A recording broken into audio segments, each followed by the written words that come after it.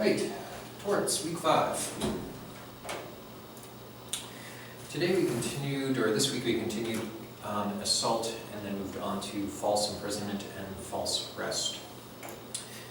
So assault, to review, is, well, the element of the tort is that it was reasonable for a person to apprehend imminent battery, and battery is unwanted physical touching. So it's reasonable for you to apprehend imminent physical interference, then that's assault. And the interests that are protected here are peace of mind, to walk around not having people threatening to interfere with you all the time. What do you need to prove in this claim? You need to prove that a threat of imminent battery was communicated by words or conduct, or by words and conduct together. So a wink and a nod might be assault, or yelling at someone in front of you might be assault. So you also need to prove that it was reasonable to apprehend the imminent battery. Now, there's a few terms here to clarify. Apprehension means you knew of the threat. So if someone is shaking a knife at you and your back is turned to them and you don't see them, then it's not assault. The defendant needs to appear to have the ability to carry out the threat. So if it's a 3-year-old child, for example, who's saying, "I'm going to get you," then obviously that's not assault. And they also have to appear to be willing to carry out the threat. With regards to reasonableness, the question is, what would a reasonable person in the plaintiff's position perceive? And reasonable is, or a reasonable person is a well-established legal construct that is flexible and changes with the time.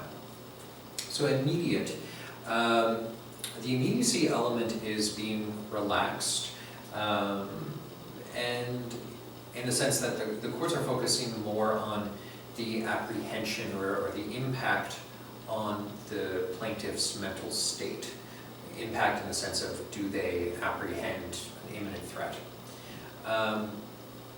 But future threats generally do not constitute an assault. So if I say, I might beat you up next Tuesday, that's not assault.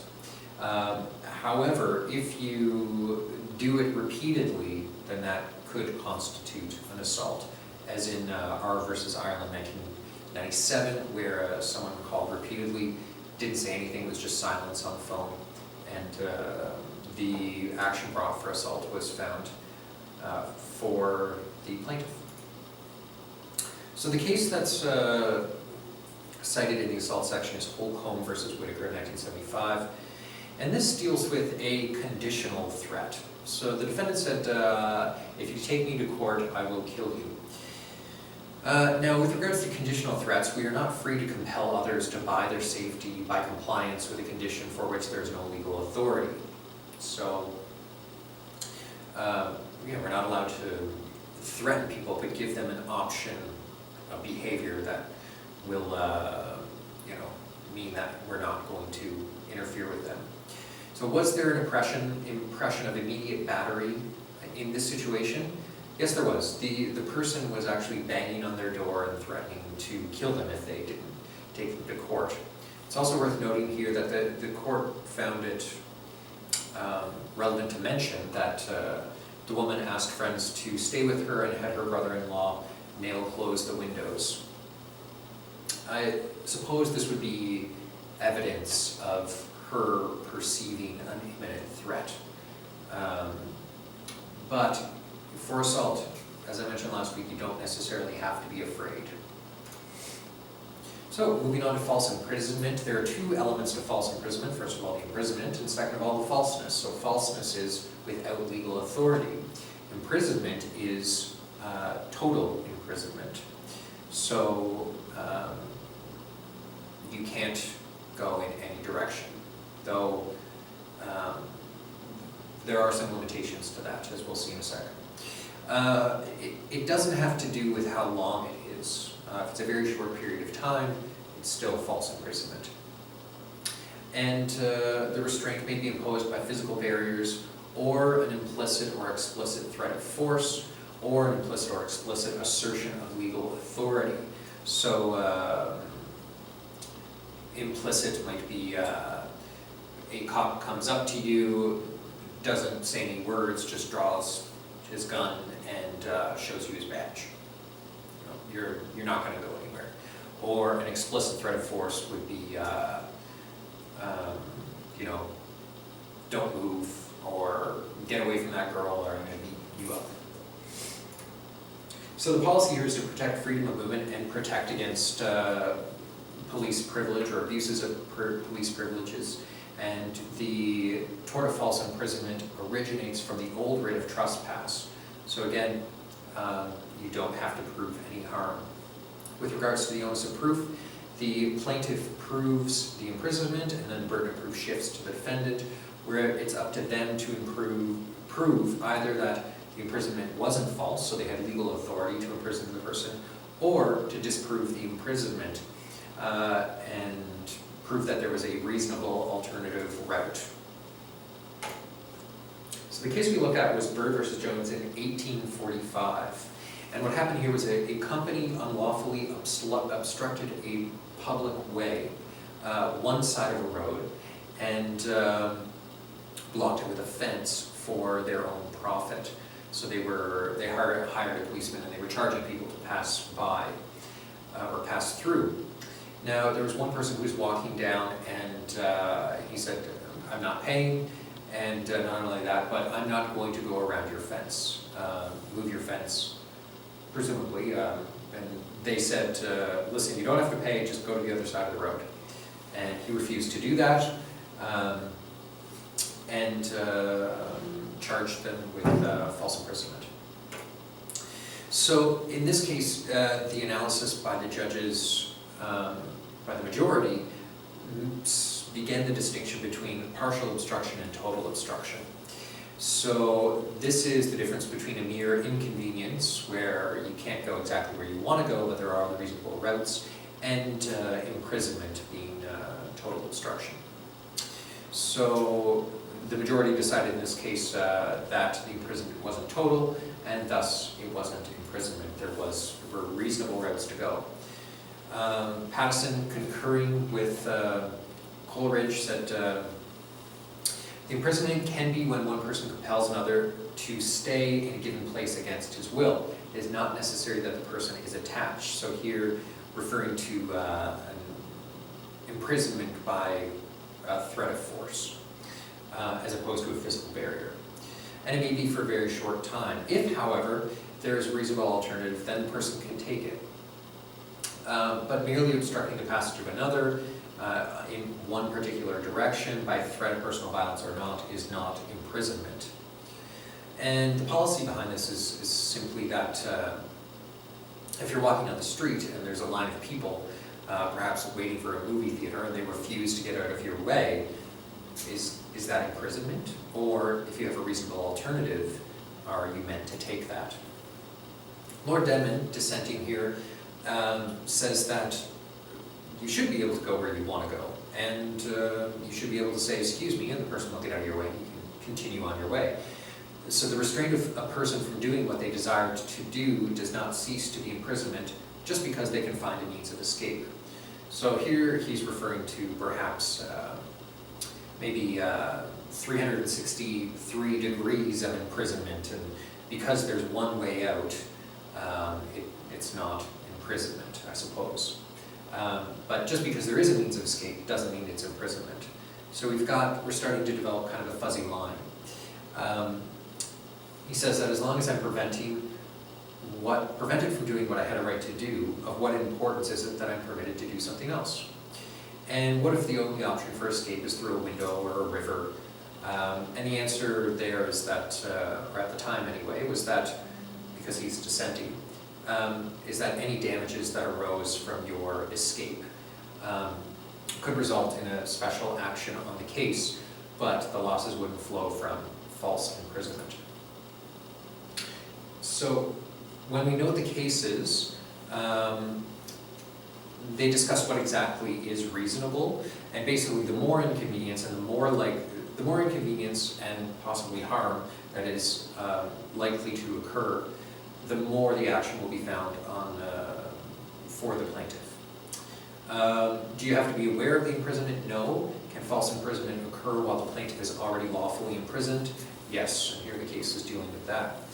Balmain New Ferry versus Robertson in 1906, the plaintiff entered the defendant's wharf by paying a penny at the turnstile, and you go across the ferry and then you pay a penny to go through the turnstile on the other side. So it costs 2 pennies. But he didn't want to go on the ferry that day, so he paid his penny, went down to the ferry, didn't get on, turned around and came back and said, I didn't use the ferry, I don't want to pay the other penny. And they said, you have to pay the other penny. So it turned into a bit of an argument, and he wasn't allowed to pass through without paying a penny. So he charged them with false imprisonment. Now, here, he had a way to leave. He could pay the penny and, and leave.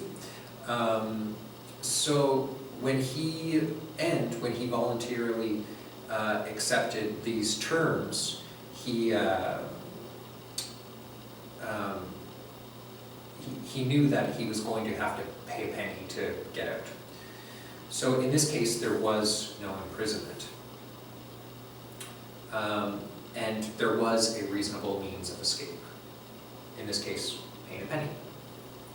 So, Note 5, JMI versus Greaves, the defendant asked the plaintiff to babysit the children, then he drugged her and kept her in his house for a few days. She eventually became conscious enough to leave. The plaintiff argued that she wasn't conscious enough to know the imprisonment occurred. And the court decides that the plaintiff doesn't have to be conscious, and this is to protect small children and people with diminished mental capacity. Also, they note that the conduct was equally worthy of sanction whether the victim was aware of it or not. So imprisonment by drugging means you don't have to be conscious of your imprisonment for the action to be brought and be successful.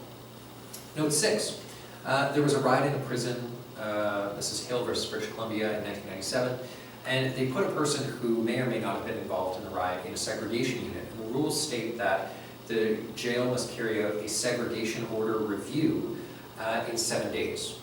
So review the decision to segregate this person. They didn't do that until day 14. They found out that he wasn't part of the riot, and they kept him in segregation unit for an additional 5 days. So for the 12 extra days he was in the segregation unit, he was awarded damages for false imprisonment. Moving on to false arrest. This is a type of false imprisonment, and it's specific to someone wrongfully asserting their legal authority in order to restrain someone. And this can be brought against police officers, security guards, police, or even private citizens. Before the charter, cases of false arrest reflected an undue deference to law enforcement officials.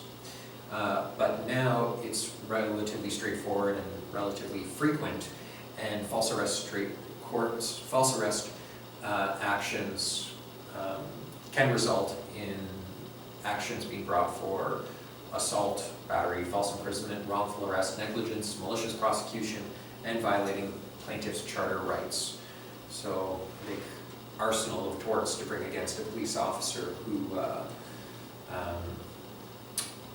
arrests you falsely and presumably does some of these other torts. So the case in the casebook is Campbell versus SS Craigs Corporation, and this is 1976. What happened was a woman went shopping at Kmart at about 6 p.m. She waited to pay for items but abandoned her cart when it took too long. An anonymous person told Gary Williams, the full-time Dartmouth police officer and contracted security guard, that she thought she saw the woman put something in her pocket. He followed her to the parking lot and confronted her. He told her who he was and asked if she would come speak with him in private in order to avoid an embarrassing situation. As they went inside, Ms. Campbell demanded to know what it was all about and offered to show the officer the inside of her purse, and he let her go. And she brought an action for false imprisonment. She was quite upset by the interaction. So, in the decision, Justice Hart said, the plaintiff was confronted by a member of the police force and was invited inside to avoid embarrassment. So she felt obligated to go. This idea of to avoid an embarrassing situation with the fact that he has authority means that she would probably feel a certain sense of fear, a certain sense of obligation, and this is, especially talking about an embarrassing situation, is a explicit threat of violence. Violence in the sense of possibly being arrested.